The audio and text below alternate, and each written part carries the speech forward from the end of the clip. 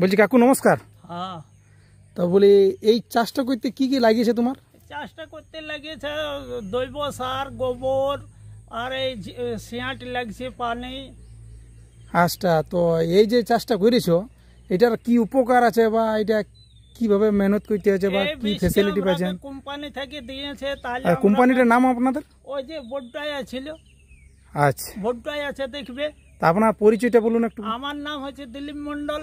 আচ্ছা গ্রাম সালডিহা, আচ্ছা post office বগদিশা, থানা হুড়া, আচ্ছা জেলা পুরুলিয়া। আচ্ছা তাহলে সেইভাবে আমরা করেছি ভালোভাবে, আচ্ছা।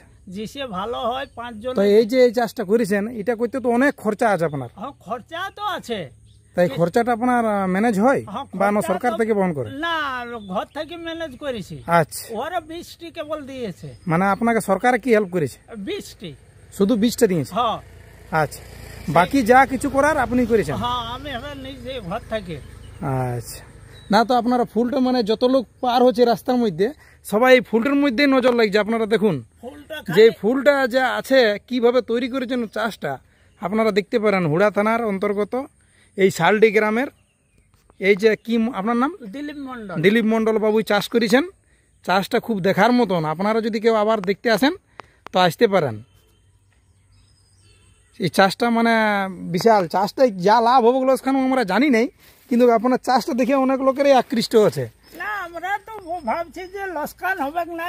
এই মনে করে 20টা। আর এই চাষটাতে কি কি পান আপনি? এটার মানে কি কাজে লাগে? এইটা তেল হবে, তেল আচ্ছা। করব 20টা। এর বীজ থেকে আপনি তেল বের করবেন? তেল বের করব। আচ্ছা, তেলটা বিক্রি করেন না খান? তেলটা ঘরে খাবো। তেলটা বহুত উপকারী। আচ্ছা, সরষের তেলের থেকে ভালো। কি কি উপকার করে আপনার? মনে করো এইটাই কোনো গ্যাস ম্যাস কিচ্ছু হবে না। আচ্ছা আর তেলটা পাতলা, আচ্ছা। তার জন্য এই তেলটা তেলের টেস্টও ভালো আছে?